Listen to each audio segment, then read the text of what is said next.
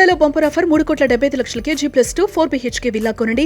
నెలకు 1,00,000 rent guarantee. Terms and conditions apply. నమస్తే, నేను విజయ్. T20 వరల్డ్ కప్ని ఇండియా చాలా సునాయాసంగా న్యూజిలాండ్పై గెలిచింది. అయితే అందరూ మ్యాచ్ ముందు వరకు కూడా ఒక టెన్షన్ వెంటాడింది. ఎందుకంటే ఇప్పటివరకు జరిగినటువంటి అన్ని మ్యాచ్ల్లో కూడా ఇండియా పోరాడి గెలిచి ఫైనల్ వరకు వచ్చింది.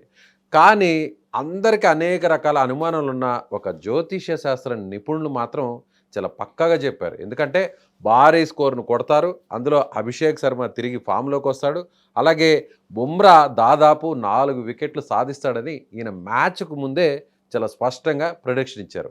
అసలు ఆయన ఏం చెప్పారో ఒకసారి ముందుగా విందాం, ఆ తర్వాత ఆ జ్యోతిష్య శాస్త్ర నిపుణుడిని మీకు పరిచయం చేస్తాను.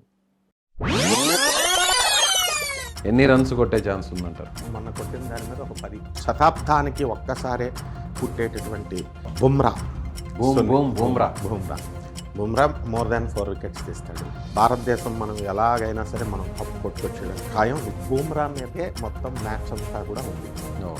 ఎస్, చూసారుగా 300+ రన్స్ కొడతారని ఆయన చెప్పారు. ఆయనతో మాట్లాడదాం. ఆయనే ప్రముఖ జ్యోతిష నిపుణులు ప్రొఫెసర్ సత్యనారాయణ మూర్తి గారు. నమస్తే అండి. నమస్కారం అండి విజయ్ గారు. సో సత్యనారాయణ మూర్తి గారు, మీరు ఎలా ఎక్స్పెక్ట్ చేశారు ఏంటి? మీరేమో 250కి పైన, అంటే ఇంగ్లాండ్ మ్యాచ్లో కొట్టిన దానికంటే ఒక అటు ఇటుగా 10 రన్స్ ఎక్కువే కొడతారు, మోర్ దాన్ 300 అన్నారు. అసలు ఎలా చెప్పగలిగారు మీరు? మన జ్యోతిష గురువులు వరాహమిహిరుడు, జ్యోతిష శాస్త్రం యొక్క గొప్పతనం అది. అయితే మనము వీళ్ళందరూ కూడా ఎక్కువ మంది ప్లేయర్స్ అంతా కూడా కుంభరాశి వాళ్ళు, లేకపోతే ఏలినట్సెన్లో ఉన్నటువంటి వాళ్ళు, ఇలా వీళ్ళు ప్లేయర్స్ ఆడుతున్నారు. అది కూడా ఆడేది వెస్ట్, అహ్మదాబాద్ అనేది వెస్ట్, మనకి వెస్ట్ ఇండియా. సో అక్కడ కూడా దానికి అధిపతి శనీశ్వరుడే. ఆ తారీఖు 8వ తేదీ దానికి అధిపతి కూడా శనీశ్వరుడే. ఆదివారం నాడు మనకి ఈస్ట్కి, అంటే మన ఇండియన్స్కి అడ్డు ఉండదు అసలు. సో ఎప్పుడు ఏ మ్యాచెస్ని మనం చూసుకున్నా కూడా, ఇప్పుడు వాళ్ళు కొట్టింది కూడా చూడండి 255 రన్స్ అనుకోండి. అదే అక్కడే, అంటే ఇప్పుడు ముంబైలో జరిగినటువంటి మ్యాచ్ అయితే, ఇంగ్లాండ్తో జరిగిన సెమీస్లో అయితే మాత్రం అంత స్కోర్ కొట్టారు. ఎందుకంటే అది బ్యాటింగ్ పిచ్, చిన్న గ్రౌండ్. అహ్మదాబాద్లో అసలు అంత కొడతారని మీరు చెప్తే నేనే నమ్మలేదు. సో మీరు చెప్పింది నాకు అప్పుడు నమ్మలేదు, కానీ తీరా మ్యాచ్ జరిగాక ఇండియా ఆడినటువంటి ఆ తీరు తర్వాత నాకు మీరే గుర్తొచ్చారు, చాలామంది వ్యూవర్స్కి మీరే గుర్తొచ్చారు. అయితే శని యొక్క డామినేషన్, శని జగద్గురు. ఆ క్రీడలకి మనకి ఆ లక్కీగా శుక్రుడు మీనరాశిలోకి రావడం, రాహు కుంభరాశిలో ఉండడం, కుజుడు ఇంకా స్కోర్ వచ్చును. అభిషేక్ శర్మ గారు కొంచెం అవుట్ అవ్వడం, కొద్దిగా ఇంకా ఛాన్స్ ఆడి ఉంటే ఇంకా చాలా ఎక్కువ ఉండేది. సో దాన్ని ఎలా చెప్పాలంటే, మనము కుజుడు బుధుడు వీళ్ళిద్దరూ కూడా మనకి ఈ యొక్క కుంభరాశిలో ఉన్నారు. కుజుడికి అదే మకర రాశిలో కనుక కుజుడు ఉంటే ఇంకా ఎక్కువ స్కోర్ వచ్చి ఉండేది. సో ఆ విధంగా మనము మిగతా విషయాలన్నీ కూడా టెక్నికల్ డేటాని బేస్ చేసుకొని, అభిషేక్ శర్మ మేషరాశి అండ్ సంజు శాంసన్ బాగా ఆడాడు. సో అతను కూడా కుంభరాశి. సో ఈ శనీశ్వరుని బ్యాడ్ చేసేసారు అందరూ. శనీశ్వరుడు అనుగ్రహం ఉంటేనే మనకి కొట్టగలుగుతాం. చాలామంది డిప్రెషన్కి వెళ్ళిపోయారు. ఏమో కుంభరాశి జరుగుతోంది కాబట్టి మాకు బాగుండదేమో జాతకాల్లో, లేకపోతే ఏలినట్సెన్ జరుగుతోంది.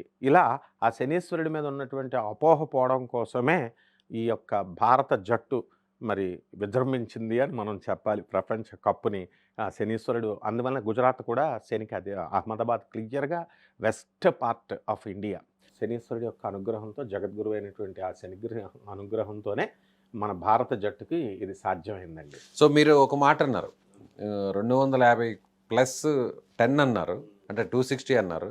తర్వాత వెంటనే మళ్ళీ మోర్ దాన్ 300 అన్నారు. నేను అడిగాను కూడా, 300 కొడతారా? ఒకసారి ఆలోచించండి అండి, 300 అంత ఈజీ కాదు. సో చాలామంది వ్యూవర్స్ ఉంటారు, కామెంట్స్ చేస్తారు, ట్రోల్ చేస్తారని కూడా అడిగాను. సో మీరు పక్కా అన్నారు, కానీ అక్కడ 300 రాలేదు కదా. వాళ్ళు అంత కొట్టడమే చాలా గ్రేట్ అండి. ఆ టెన్షన్లో, అది వరల్డ్ కప్, అది మామూలు చిన్న చిన్న మ్యాచెస్ వేరుంటుంది. సో ప్రపంచ దేశాలన్నిటి మీద ఆధిపత్యాలు సాధించుకుంటూ వచ్చినటువంటి జట్టులు అన్నీ ఒక హేమహేమి లాంటి జట్టులు. అందులో న్యూజిలాండ్ కూడా మంచి ఫామ్లో ఉన్నటువంటి ఇది. అలాంటప్పుడు ఈక్వల్ ఛాన్సెస్ ఉన్నా మనకి 255 కొట్టాం మనం. అంటే 2 + 5 + 5 10 + 2 అంటే 12, 1 + 2 యాడ్ చేస్తే 3 వచ్చింది. మళ్ళీ మనం చెప్పింది 300 అనుకోండి, 3 + 0 + 0 3 ఏమొస్తుంది? అంటే గురుడ్ డెనామినేషన్స్లో అని అర్థం. అంటే మనకి ఆ యొక్క శని వక్రించి మీనరాశిలో ఉండడం వల్ల ఇండియన్ టీముకు ఉన్నటువంటి కలేజా అది. ఎక్కడ ఎవరినైనా సరే ఏ టీం ఇంకా 3 టీమ్స్ ఉన్నాయి, అవకాశాలు లేక భారత టీంలు వెయిట్ చేస్తున్నారు. ఇండియా ఫామ్లో వరుసలో కొట్టుకుంటూ వస్తుంది. అండ్ ఇంతేకాదు, నేను ఈ సభాముఖంగా అందరికీ కూడా ఒక విన్నపం ఏమిటంటే, ఇక మిగతా దేశాలకి కప్పులు ఇవ్వదండి ఇండియన్ టీం. ఇది కూడా మనం నెక్స్ట్ ఇంటర్వ్యూస్లో మనకి నెక్స్ట్ ఇయర్ లో జరిగేటువంటి మెయిన్ వన్డే వరల్డ్ కప్ కూడా మందే అంటారా? మందే. దేనికి కూడా ఎట్టి పరిస్థితుల్లో ఇండియా ఛాన్స్ ఇచ్చే లేదు. ఎందువలంటే ఇండియన్ యువత ఆనాటి సునీల్ గవాస్కర్ దగ్గర నుంచి, కపిల్ దేవ్ దగ్గర నుంచి, గంగూలీ, ధోని, ఇలా మన రోహిత్ శర్మ, వీళ్ళంతా కూడా ఆ తరం నుంచి సూర్యకుమార్ యాదవ్ కెప్టెన్కి అదృష్ట కెప్టెన్. ఇక్కడ ఇతను మనకి జస్ప్రీత్ బూమ్రా ఉన్నంత బూమ్రా విషయాన్ని కూడా ప్రస్తావించాలి.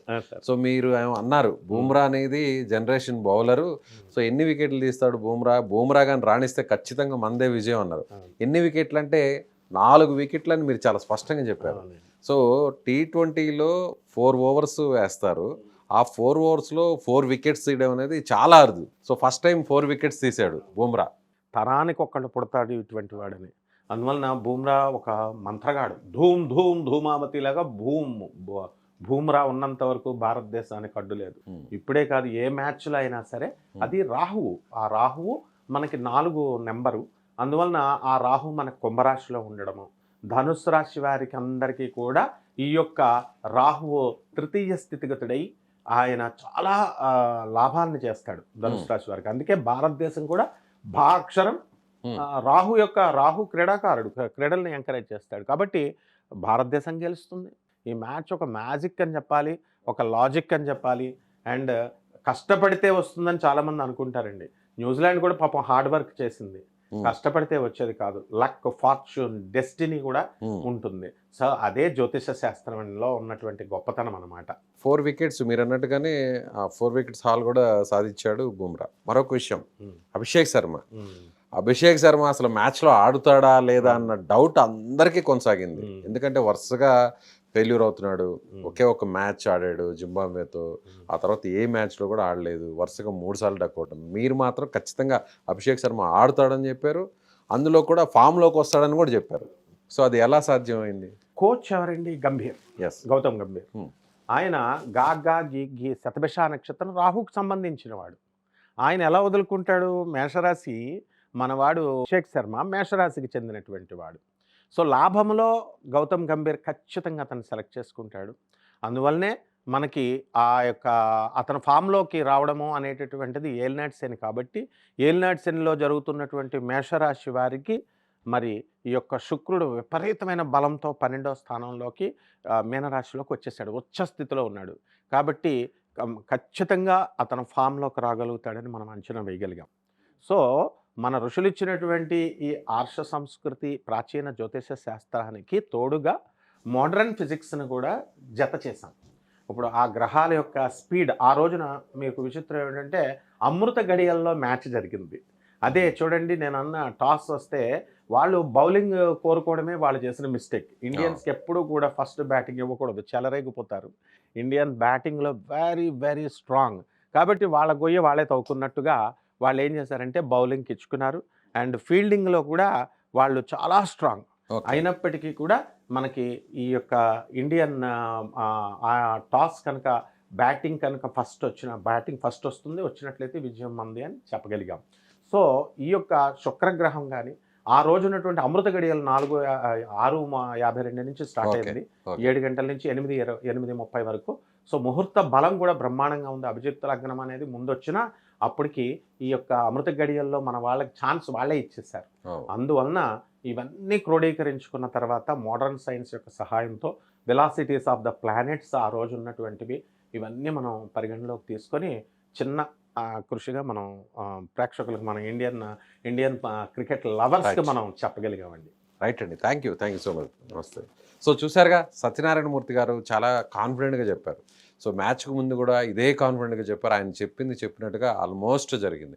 సో రాబోయేటువంటి వన్ డే వరల్డ్ కప్ కూడా తిరిగి మళ్ళీ ఇండియా గెలుస్తుందని ఆయన చెప్తున్నారు.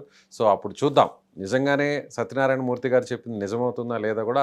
సో మనం వేచి చూడడానికి మరికొంత సమయం అయితే ఉంది. సో మీకేమనిపిస్తుంది? ప్రీవియస్ వీడియో చూసినటువంటి వారందరూ కూడా ఇప్పుడు సత్యనారాయణ మూర్తి గారు ఏం చెప్పారో దాన్ని బట్టి మీ అభిప్రాయాన్ని కామెంట్ చేయండి. Thank you so much.